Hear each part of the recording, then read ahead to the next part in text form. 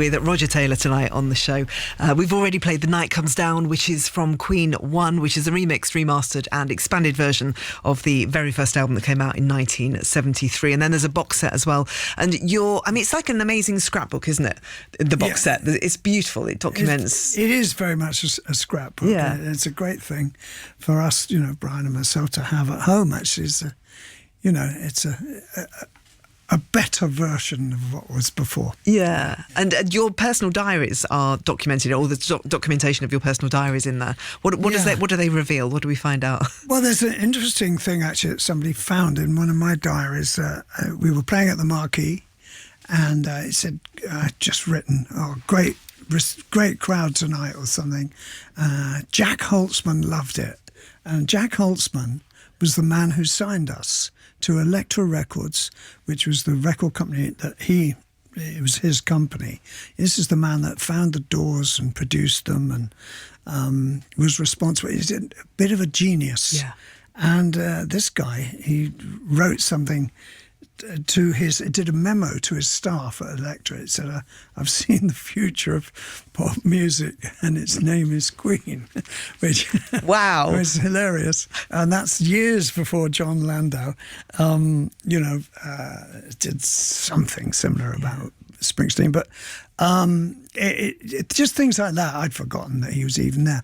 And we were signed to those Elektra Records in America and Japan way before. Way before we got a contract in this country. Wow. Yeah. Yeah. And your diaries, have you kept diaries all the time throughout your career? Yeah, I have. Really? Not through design. I've got a hopeless memory and I need to write everything down. And I obviously kept doing it. And there's this great stack of big A4 diaries, and I know my assistant Emma's been pouring through them and found all sorts of. There's one that says definitely we're in the pub. We definitely decided Queen's the best name for the band, and it's just lovely. That's little so gems nice. like that way back from the beginning of the 70s. So. Yeah, it's the way it happened from your memory. Yeah. Well. Well, not your memory, from your diary. Not my memory and the diary. Yeah. Do you still write diaries now? Yeah, but they don't really. They're not critiques anymore. Yeah. We do something called Up Close and Personal. So some just quick fire questions, which you can pass or you can tell us. Oh dear. What was your first job? Easy. What was your first job? My first job? Yes. Proper job. Was probably working on a farm in Cornwall when we had the band, and I was just trying to make ends meet, Yeah. Or you could say my stall with Fred. Yes, at Kensington. And there are photographs in the box set in the booklet that you get of that. Yeah. There's some amazing photographs. I mean, you have worn and you've had some incredible haircuts and incredible clothes. Yeah, just some dreadful haircuts as well. Freddie and I used to swap clothes all the time. So you'll see one picture when I'm wearing a jacket. There was one particular jacket that we would share. It's my turn. This is my day. It was a really nice jacket, Yeah. Will you tell me about the writing of These Are the Days of Our Lives? Because you co-wrote that, didn't you? Yeah. I kind of wrote it, really, I was just sort of in a reflective mood, I suppose. And then Freddie died, and it just seemed apposite, sort of connected with that. And that's really it's beautiful. It's one of my favourite songs of yours. I think it's just so unutterably beautiful. Thanks. And I remember when he passed away, just watching the video for it. And, it's hard. Oh my God, sobbing. It was a tough video to make because Freddie looked so ill. Yeah, he was so ill. Yeah, he couldn't stand up properly, really. Yeah, but he wanted to do it. Oh, absolutely. Yeah. It was his gift in a way, or his. Yeah. I don't know whether gift's the right word, but. Yeah, he had a very strong mind. Yes. Okay, what's your favourite dessert? Dessert.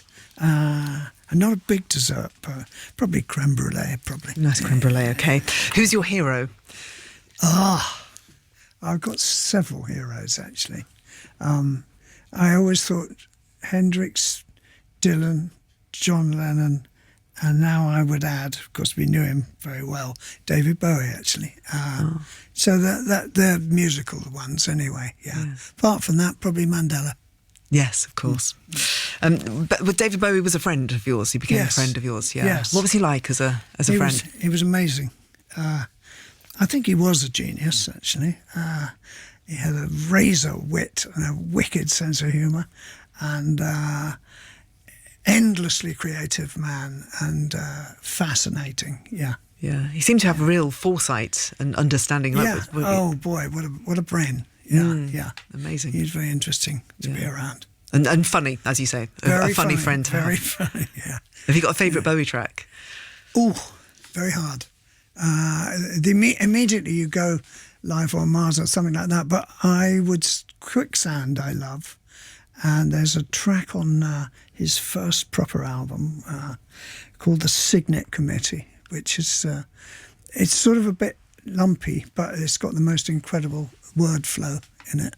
I know you have tattoos because I asked you this on a TV programme that we did a long time ago. Is it on your leg? Is that right? Got you have all over both legs. All over now. Actually, yeah. You've got one on your hand as well, I can see. Yeah. Lots. Yeah. When did you have your last very tattoo? Addictive. Are they? Yeah, I got one for Taylor Hawkins when he went. What was that? What was the tattoo? Well, it's a hawk. Oh. T-hawk. And I got one. I went across the Atlantic on my boat, actually, with some mates. And you get one for doing that, and it's an anchor. Yeah. And where is it? On your arm? On the feet. On the feet? Yeah. Yeah. What was your last impulse buy? Have you bought anything recently? Oh, yeah. I bought a Polaris 4-wheel drive all-terrain vehicle. Oh, my God. It's only a little thing. It's a small thing, but yeah. It made you very happy? Very happy, but it broke down yesterday. No! Yeah, really, yeah. Okay, and where's that for? That's to use? That's at home in Surrey. Okay, yeah, just to play with. Over the hills and far away, yeah. Karaoke, do you ever do karaoke? Not really. Okay, have you ever done karaoke? Is there a song that you would get up and do? Or not? No. Okay, what is the coolest feature in your home? Is there a thing, a place, an area? Is there some kind of a memento that you've got on the wall that is precious? I've got a good one, actually. I've got the statue of Freddie that was outside the Dominion. The Dominion Theatre when We Were Rock was running, and they were going to, when it finished eventually, they were going to put it in a warehouse, and it's 25 feet high. It's massive. I remember it. Yeah, it's a massive thing. And I said, well, that's going to be expensive. Why don't you put it in my garden? So I got it in the garden, and it looks great. And Brian was very jealous. So then We Were Rock You did a rerun last year, actually, in the Coliseum, and they made another one. And he's got that one. Yeah, of course he has. Which is absolutely he should. Yeah. Absolutely. Yeah. Who's the most interesting person that's been at one of your gigs? I mean, you've played in front of everybody, but has there been anyone special that you've played a gig to and you've thought, oh, they're watching me tonight, this better be a good one? Wow, that's a great question. I can't think. It's difficult for you because you have played to sit in front of everybody, but I didn't know if anyone made you nervous or you wanted to be extra good or you were just... No, I'm just trying to think. We've had a lot of interesting people. Yeah, of course. But offhand, no. No, okay, that's fine. Yeah. What's the... Robert Plant, go on. Robert Plant, there you go, he wins it. Robert. He's a really good friend of yours, I presume? Yeah, he's lovely. Well, I don't see him very often now, but I did see him at Jeff Beck's memorial. And he's a very nice man and what a great frontman. Yeah. Who are the friends that you see? I mean, I presume you see Brian... socially, do you hang out? We don't really hang out, but we see each other quite a lot, because, he comes over a bit. We're quite close in the country, and And his family, I guess, it's kind of transcends to that point, doesn't it? Known him longer than anybody, it's, God knows, a huge amount of years. Yeah, what a great relationship. Since we met in Imperial College Bar. Is that where it was? That's where it all began? Yeah. Oh. Yeah. Were you buying a drink? Who bought? I can't remember who bought the drinks. Whatever. What's the best award that you've ever won? It could be something that you won at school or it could be a music accolade, something that means something to you the most. Oh, when I was a teenager, I had a band in Cornwall, and we won. They used to have a competition with all the bands from Cornwall, about 20 of them, and we won it. Oh, wow. And I've still got the cup. Have you got? Where do you keep your awards in the in your house? Have you got a particular room? I've got a big room that's kind of my playroom, whatever you want to call it. I've got my desk and all my music stuff and in there. I keep them on a big. Yeah. And that cup is proudly there. Yeah, there's a big old. Yeah.